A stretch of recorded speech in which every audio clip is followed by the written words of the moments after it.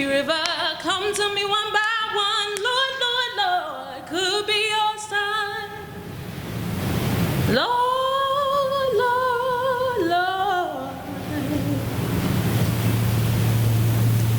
There's not a day that goes by that I don't think about him. I finally gotten to the point where I can actually look at his picture without crying. But lately I find myself thinking about him constantly. No matter how much time passes, losing a child is like a knife through your heart. It's a pain that never seems to go away. In August of 1955, Emmet Till, a Chicago teenager, was kidnapped, tortured, and murdered by two white men who claimed to be teaching him a lesson for allegedly whistling at a local white woman. The horror and brutality of this event was magnified when Emmet's mother, Mamie Till, decided not only to have an open casket, but to invite the media, thereby the world. The Face of Emmet Till, by Mamie Till and David Barr III. Emmet was a good boy, but he was raised in Chicago. He didn't know how things worked down in Mississippi. I told him to say yes sir, no sir, yes ma'am, no ma'am.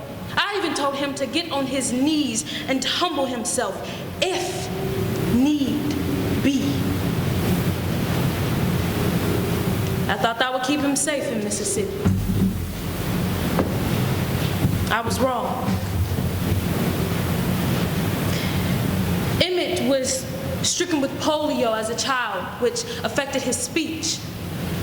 He usually had a problem with his B's and M's. I could picture him saying something like, bubble gum, and his words getting all stuck. And when he got nervous, his stutter got worse. So I taught him that when his words got stuck, not to get frustrated, but to just blow it out in a whistle. A whistle.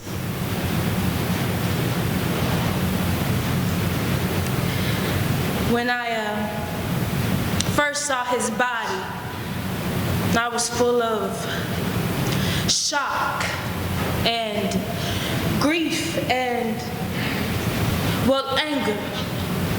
I was full of disgust that a human being could do this to another human being. I mean, words cannot describe my initial reaction. It was as if someone had taken a sledgehammer and hit me in the stomach. I took an item analysis of my son's body, but I can't say I was prepared for what I saw. What I first noticed was that there was a bullet hole in my son's head, big enough to stick your hand through. His mouth just lying there wide open.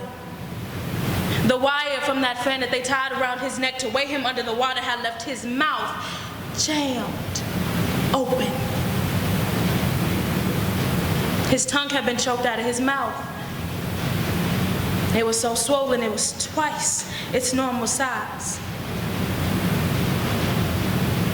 This eye was lying there, dangling on his cheek. While this eye was completely gone. His nose looked like someone had taken a chopper and sliced it up. And his teeth. I always admired his beautiful teeth. I only saw two. But when I looked behind his ear, that's when I got a real shock. There's a little curl in Emmet's ear. I've got the same one in mine. There I am.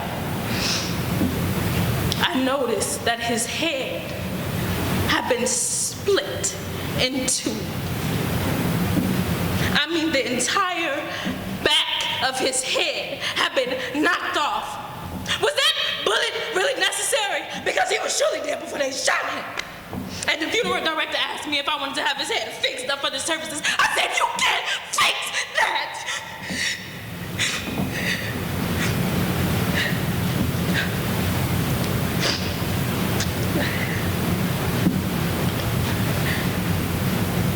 I kept telling myself, I gotta look down there. And I gotta look real good to see if I can find him. After looking, after searching, I finally found my boy.